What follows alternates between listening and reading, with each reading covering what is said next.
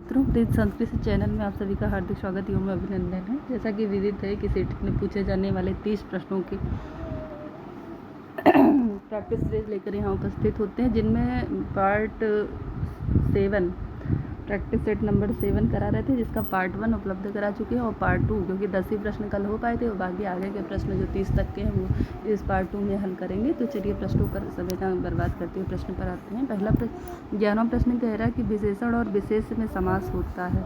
विशेषण और विशेष से युक्त ऐसा कौन सा समास है जो विशेषण और विशेष से युक्त होता है? तो कौन सा समास है? कर्मधारय समास, जिसमें विशेषण और विशेष से विशेषता बता दी। जैसे नीला कमल, कौन नीला है? कमल नीला है, ठीक है। तो विशेषण और विशेष वाला जो होता है वो कर्मधारय समास होता है। बहुत डिटेल में नहीं समझाएंगे, हम इतना मानते हैं कि समास इत्यादि जो हिंदी में आप लोगों ने पढ़ा होगा तो इतना संस्कृत में आप कर लेंगे। जो चीज़ें हमें लगेंगी कि हाँ इस पर थोड़ी बहुत चर्चा होनी चाहिए, उस पर हम स्वयं ही चर्चा करते चलेंगे। चलिए अगला प्रश्न देखते हैं। प्रश्न संख्या 12 कह रहे हैं यूप दारू में कौन सा तत्पुरुष समास है? कौन सा तत्पुरुष समास के भेद बताए थे हमने ना, द्वितीय से सप्तमी तक इसके भेद होते हैं। तो इसमें कौन सा भेद है? 6 भेद होते हैं। तो इसमें ये जो युग दारू है तत्पुरुष है। एक तो पहला एक प्रश्न आ गया कि युग दारू अगर पूछ लिया जाता है ये कौन सा समास है, तो तत्पुरुष समास है। देखिए उत्तर में प्रश्न में ही दिया गया। अब यहाँ पूछ रहा है कि युग दारू में तत्पुरुष है तो कौन सा तत्पुरुष है? तो युग दारू को अलग करिए। देखो यूपाय दारू, युग के लिए दारू, तो ये जो है कौन सी विभक्ति में है? यूपाय दारू चतुर्थी विभक्ति में। तो कौन सा समास होगा? चतुर्थी तत्पुरुष समास होगा, ठीक है। यूप के लिए द्वारा यूपाय दारू। इसका अगर अलग करने का समास इसको कहेंगे समास विग्रह कीजिए तो यूपाय दारू होगा इसका विग्रह, ठीक है। क्या होगा? यूपाय दारू। एक बार ये देख लीजिए, यूपाय दारू। अब देखिए इसमें कारक का चिन्ह आ रहा है ना, तो इसलिए ये तत्पुरुष है, क्योंकि तत्पुरुष समास में कारक के चिन्ह होते हैं 6 विभक्तियों में। खाली तत्पुरुष पूछा जाए तो उत्तर पद प्रधान होता है, ठीक है। तो यूपाय दारू इसमें कौन सा तत्पुरुष है? चतुर्थी तत्पुरुष है, ठीक है।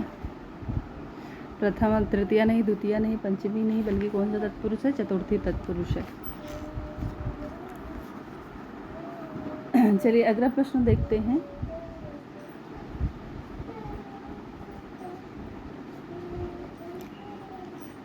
अगला प्रश्न देखते हैं। प्रश्न संख्या 13 क्या कह रहा है? प्रश्न संख्या 13 कह रहा है कि अण प्रत्याहार के अंतर्गत आने वाले वर्ण हैं। अण प्रत्याहार के अंतर्गत कौन कौन से वर्ण आते हैं? तो देखिए इसको थोड़ा सा जूम कर लेते हैं ऊपर।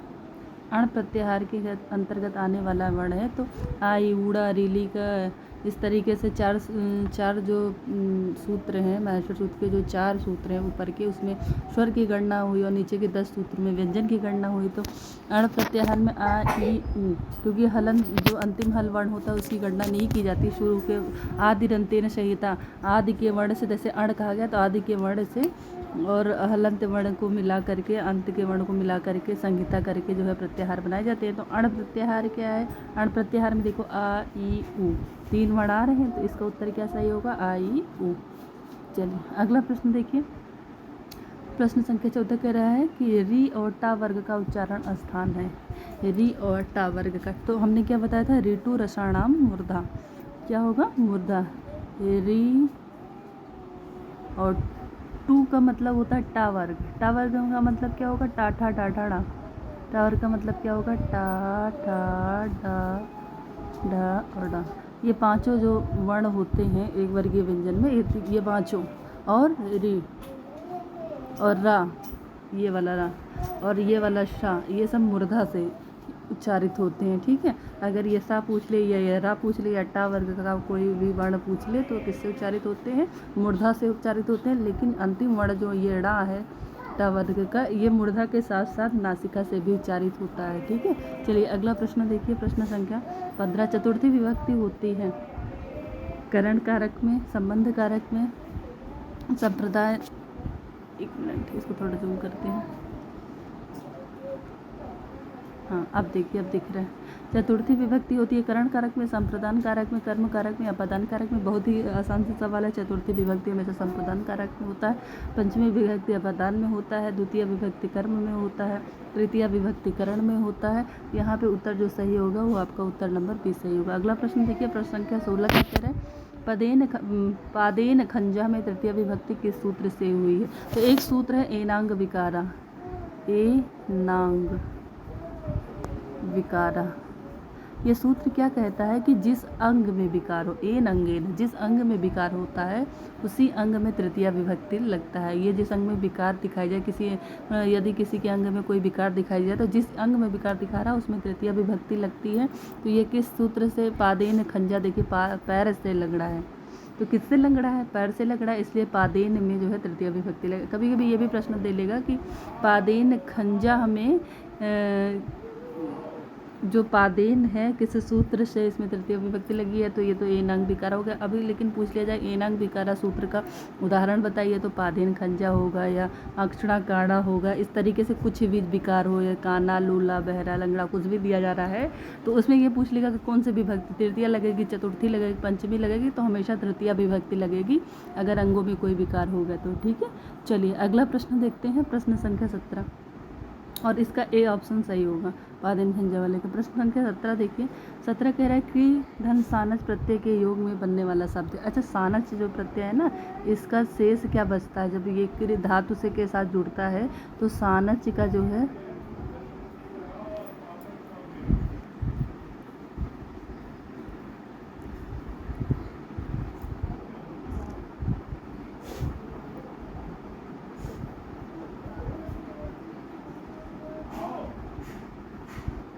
मान या सान, इसका शेष बचता है। ठीक है, ठीक है, जैसे क्री धन सानत कुर्बान, आन या मान शेष बचता है। क्या बचता है शेष? आन या मान, आन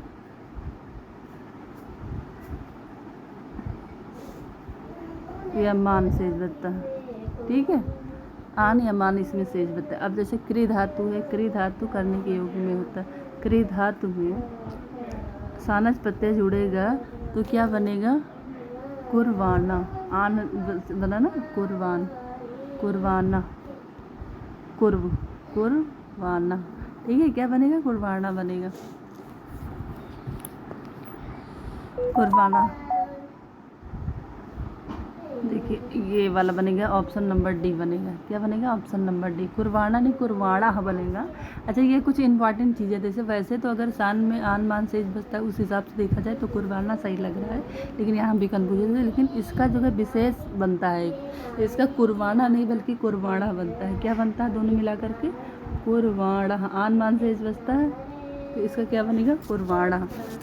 चलिए अगला प्रश्न देखिए, प्रश्न संख्या 18, ये भी प्रत्यय से प्रश्न है। कितिन प्रत्यय किस लिंग में होता है? कितिन प्रत्यय, कितिन प्रत्यय किस लिंग में होता है? कितिन किति शेष बचता है।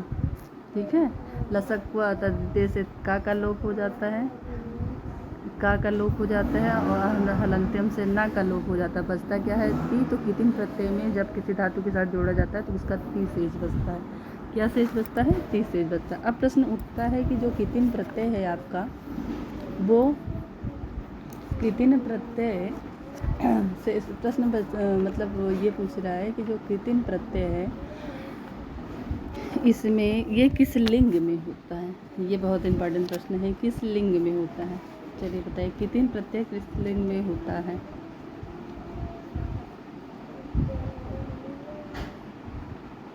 तो जो कितिन प्रत्यय से, जैसे पठती, कृति, अब जैसे क्री धातु, जैसे कि क्री धातु है उसमें कितिन प्रत्यय जोड़ोगे तो कृति बनेगी, तो किति ही जुड़ेगा, इसका ती शेष बचता है। तो जो ये कितिन प्रत्यय होता है नित्य स्त्रीलिंग में होता है। किस में होता है? नित्य स्त्रीलिंग में होता है, हमेशा नित्य। इसका एक उदाहरण देख लीजिए कितिन प्रत्यय का, जैसे क्री धातु है और इसमें कितिन जोड़ेंगे, कितिन प्रत्यय जोड़ेंगे तो देखिए इसमें हमने कहा कि कितिन प्रत्यय का हलंत्यम से ना का लोप हो जाता है, ना हट जाता है, और लसक व तद्धित से का लोप हो जाता है। अब बेटा ई की मात्रा और ती, तो यहाँ क्या बचता है? ती बचता है। अब ये दोनों जोड़ दीजिए, क्या हो जाएगा? कृति। ठीक है, और ये क्या शब्द बना, कैसा बनाया है? शब्द आपस में जोड़ करके, प्रत्यय जोड़ करके, तो ये स्त्रीलिंग, और नित्य ये स्त्रीलिंग ही बनाता है। जो कितिन प्रत्यय होता है नित्य स्त्रीलिंग शब्दों को ही होता है, ये स्त्रीलिंग में ही होता है। चलिए अगला प्रश्न देखिए, प्रश्न संख्या 19। प्रश्न संख्या 19 देखने में दूसरा हमको खोलना पड़ेगा। प्रश्न संख्या 19 देखते हैं। चलो, प्रश्न संख्या 19 कह रहा है कि एक मिनट। प्रश्न संख्या 19 कह रहा है हर यु जित मन था, यह किसके लिए प्रयुक्त किया गया। हर यु जित मन था, जैसे हर को जीत लिया हो, हर को ही जीत लिया हो, ऐसे कौन है। राजा शूद्रक है। राजा शूद्रक का कादम्बरी एक गद्य ग्रंथ है, बहुचर्चित गद्य ग्रंथ है कादम्बरी। बाणभट्ट ने जिसे लिखा है, ठीक है। और जो पूर्व और उत्तर दो भागों में विभक्त है कादम्बरी। तो जो कादम्बरी है, कादम्बरी कथा की जब ये होता है, शुरुआत होती है, तो उसमें क्या होता है कि राजा शूद्रक दरबार में बैठे रहते हैं। उनके तेज को, उनके राजा शूद्रक के वर्णन में ये कहा गया कि हर युज जित मन में था, जैसे हर को जीते हुए हों, ऐसे राजा शूद्रक। तो ये राजा शूद्रक के लिए आया है। चलिए अगला प्रश्न देखिए, प्रश्न संख्या 20 देखिए। अस्थि किस लकार का रूप है। अस्थि किस लकार का रूप है। जैसे आप कहते हैं चा बालका सह बालका अस्थि व बालक है, तो अस्थि किस लकार का रूप है। तो अस्थि का रूप चलता है ऐसे, अस्थि स्था संति, अस्थि स्था संति, ऐसे चलेगा। एक मिनट रुकिए, हम आप लोगों को दिखा देते हैं।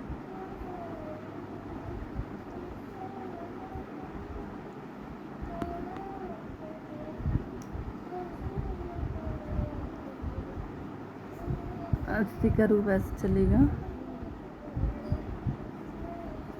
अस्थि का रूप ऐसे चलता है, अस्थि स्तः,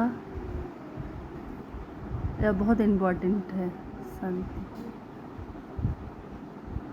ठीक है। इस तरीके से अस्थि स्तः संति। और ये किस लकार का है। लट लकार का है। किस लकार का है। लट लकार का है। ये बहुत पूछा जाता है, क्योंकि देखिए जो छोटी ई की मात्रा थी, जैसे पठती पठता पठंती पठसी पठता पठन, ये अस्थि थोड़ा अलग टाइप का रूप बनता है इसका, इसलिए ये बहुत इंपॉर्टेंट हो जाता है। तो अस्थि किस लकार का है। ये लट लकार का है। लट लकार का प्रयोग कब होता है। वर्तमान काल के। लोट लकार का प्रयोग कब होता है। आज्ञा के अर्थ में। लंग लकार का प्रयोग भविष्य काल में। लिट लकार और लंग लकार भूतकाल के लिए, लिट लकार भविष्य काल के लिए। चलिए अगला प्रश्न देखते हैं, प्रश्न संख्या 21। अभुवम रूप में पुरुष और वचन बताइए। और आगे आगे आ लगा हो तो हमेशा ये समझिए कि ये सबसे पहली चीज़ तो लंग लकार का रूप है, ठीक है। आ लगा हो तो लंग लकार का रूप है। अब देखिए लंग लकार कहाँ कहाँ है। इसमें लंग लकार दिया ही नहीं गया है, इसमें पुरुष आपको बताने हैं। और चलिए कि नए तरीके, इसमें आपको बताना है क्या कि कौन से पुरुष और कौन से वचन का है। तो अब जो लंग लकार का रूप चलता है ऐसे चलता है, अभवत अभुतम अभवन, अभुआ अभुवतम, अभवत अभुआ अभुवतम, अभवत अभुतम अभवन, अभुआ अभुवतम अभवत, अभवान अभुआव अभुआम। तो ये किसका है। अभवानी अभुआव अभवान, अभवत अभवत अभवतम अभवन, अभुआ अभवतम अभवत, अभुआ अभवत, अभवानी अभुआव अभवाम। इस तरीके से इसका रूप चलता है, ठीक है। तो इसका जो उत्तर सही होगा, अभव रूप में पुरुष और वचन बताइए, ठीक है। अभुवम, अभवानी अभुवम अभु, ये हाँ ये होगा उत्तम पुरुष एक वचन। क्या होगा। उत्तम पुरुष एक वचन का रूप होगा। ऑप्शन नंबर डी सही होगा। चलिए अगला प्रश्न देखिए। ऐसे रूप चलता है ना, अपठत अपठताम, अपठत अपठताम। अच्छा जो ये है, जो लंग लकार है, इसमें जो प्रथम पुरुष का एक वचन होता है और मध्यम पुरुष का एक वचन होता है। इसके दो दो रूप बनते हैं। ये भी सवाल बन जाता है कि कौन सा ऐसा लकार है जिसमें दो दो रूप। तो जो लंग लकार है, लंग लकार में जो है, जो प्रथम पुरुष एक वचन और मध्यम पुरुष एक वचन के दो दो रूप बनते हैं। पूछा जाए लंग लकार में कहाँ दो दो रूप बनते हैं, तो प्रथम पुरुष के एक वचन में और मध्यम पुरुष के वचन में एक दो दो रूप बनते हैं। ये भी इम्पॉर्टेंट है। चलिए अगला देखिए, अगला प्रश्न आता है, वाच्य कितने प्रकार के होते हैं। इस वाच्य हमने इससे पहले में प्रश्न लिया था, तो उसमें बताया था वाच्य 3 प्रकार के होते हैं। कर्तृवाच्य जिसमें कर्ता प्रधान होता है, कर्तृवाच्य, फिर है कर्मवाच्य जिसमें कर्म प्रधान होता है, उसके बाद है भाववाच्य जिसमें भाव या क्रिया प्रधान होती है। ठीक है, कर्तृवाच्य से कर्मवाच्य में बदला जाता है, कर्मवाच्य से कर्तृवाच्य में बदला जाता है, कर्तृवाच्य से भाववाच्य में बदला जाता है, लेकिन कर्मवाच्य से भाववाच्य में नहीं बदला जा सकता है, क्योंकि भाववाच्य में जो है कर्म नहीं होता है, भाववाच्य में कर्म नहीं था, और कर्म विहीन तो कर्मवाच्य हो ही नहीं सकता, इसलिए कर्मवाच्य में कर्म प्रधान होता है, कर्म का रहना जरूरी, लेकिन भाववाच्य में और कर्तृवाच्य में कर्म हो भी सकता है और नहीं भी हो सकता है। चलिए अगला प्रश्न देखिए, प्रश्न संख्या 23। प्रश्न संख्या 23 कह रहा है कि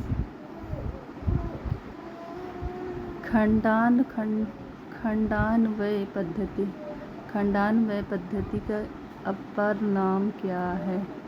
इसका दूसरा नाम क्या है? खंडान्वय पद्धति। ऐसे देखिए, इसको तोड़ कर पढ़ते हैं, खंड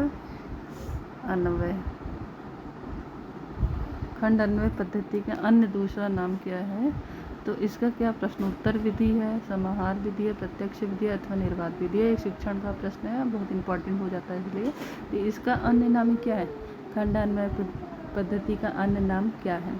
तो इसका जो है खंडान्वय मतलब इसका जो है इसका अन्य जो अपर नाम दूसरा नाम कह सकते हैं वो प्रश्नोत्तर विधि कह सकते हैं। जैसे प्रश्न करें और फिर बच्चे उत्तर दें, और खंडान्वय पद्धति भी इसी को कहा जाता है। प्रश्न अगर पूछ लिया जाए प्रश्नोत्तर विधि को और किस नाम से जाना जाता है, तो खंडान्वय पद्धति के नाम से भी इसको जाना जाता है। चलिए अगला प्रश्न देखिए, प्रश्न संख्या, प्रत्यक्ष विधि क्या होता है? प्रत्यक्ष विधि आमने सामने होती हुई गतिविधियाँ, ऐसे प्रत्यक्ष विधि, समाहार विधि, निर्वात विधि, ये सब विधियाँ शिक्षण की जो सब इम्पॉर्टेंट है। चलिए अगला प्रश्न देखिए, ये सब साइको में आप लोगों ने खूब पढ़ा होगा, ये मैं आशा करती हूँ।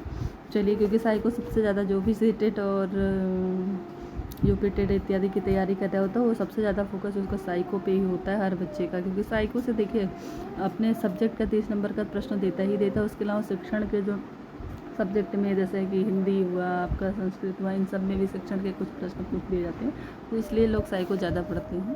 साइको में लगभग ये सब विधियाँ इत्यादि पढ़ा दिया जाता है। चलिए अगला देखिए, प्रश्न संख्या 24, श्रवण कौशल साधन के अंतर्गत सम्मिलित है टेप रिकॉर्डर, आकाशवाणी, दूरभाष और प्रयुक्त। अच्छा, श्रवण कौशल क्या होता है? जिसमें सुना जाता है। श्रवण कौशल साधन में होते हैं जिन साधनों के माध्यम से हम सुनते हैं, जैसे रेडियो हुआ, ठीक है, उसके अलावा भाषण हुआ इत्यादि, जो मतलब जो सुनते हैं, आकाशवाणी हुई, तो ये सब जो है दूरवाणी हुई, तो ये इन सब के माध्यम से जो है हम सुनते हैं, जिनके माध्यम से हम सिर्फ सुनते हैं वो सब जो है श्रवण कौशल साधन के अंतर्गत आते हैं। देखिए टेप रिकॉर्डर में क्या होता है, टेप रिकॉर्डर में ही कुछ चीज़ें बताई जाती है, वो हम सुनते हैं रिकॉर्डिंग को। आकाशवाणी के द्वारा भी हम सुनते हैं, दूरवाणी के द्वारा भी, यानी उपयुक्त सभी होगा। और दृश्य साधन के अंतर्गत टेलीविज़न, फ्लैश कार्ड, चार्ट, ये सब चीज़ें, श्यामपट भी दृश्य साधन के अंतर्गत आता है। चलिए अगला प्रश्न देखिए, प्रश्न संख्या 25।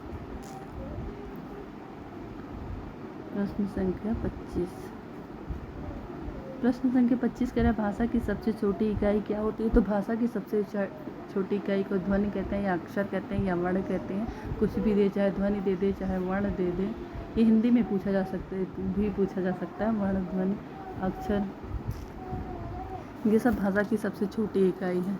चलिए अगला प्रश्न देखिए, प्रश्न संख्या 26, पारायण पद्धति से तात्पर्य है मौन पठन, सस्वर वाचन और कई बार आवृत्ति करना। तो पारायण पद्धति से जो मेन है कि किसी चीज़ की आवृत्ति करना, कई बार आवृत्ति करना, कई बार पढ़ना। पारायण मतलब किसी चीज़ को कंठस्थ करना, जैसे कहते हैं ना कि इसका हम पारायण कर रहे हैं, याद करना एक तरीके से हुआ। तो कई बार उसकी आवृत्ति करना, जैसे कोई श्लोक है उसको हमने 2-3 बार पढ़ा, तो इसी को पारायण पद्धति कहते हैं। ठीक है, इसी को पारायण पद्धति कहते हैं। कई बार किसी श्लोक इत्यादि को पढ़ना, जैसे हम लोग जो लोग बड़े हायर की तैयारी कर रहे होंगे, या फिर टीजीटी, पीजीटी, नेट जीआरएफ इत्यादि की तैयारी कर रहे होंगे, तो जो बड़े बड़े ग्रंथ हैं, जैसे बहुचरित्र, अभिज्ञान शाकुंतलम, चतुर्थंक हुआ, उत्तराम चतुर्थी, ये सब अंक हम लोग पारायण करते हैं, यानी उसको बार बार उसकी आवृत्ति करते हैं, इसी को पारायण पद्धति कहते हैं। मौन पठन क्या है? जिसमें जो है हम धीरे धीरे, जैसे श्लोक पढ़ा दिया गया उसको धीरे धीरे अर्थ को समझते हैं, उसको पढ़ते हैं। स्वर पठन क्या हुआ है कि स्वर सहित हम जैसे पढ़े, एक बार पढ़े। पारायण में क्या होता है, कई बार इसकी आवृत्ति होती है। चलिए अगला देखिए, प्रश्न संख्या 27, प्रश्न संख्या 27 कह रहा है संस्कृत में एकोनत्रिंशत् कहते हैं। एकोनत्रिंशत् यानी 30 में एक नहीं, एक माइनस कर दो तो कितना हो जाएगा 29। इसका मतलब 29 कहाँ है, ये है, बी ऑप्शन आपका सही हो जाएगा। ठीक है, चलिए अगला प्रश्न देखिए। प्रश्न संख्या 28 दारा शब्द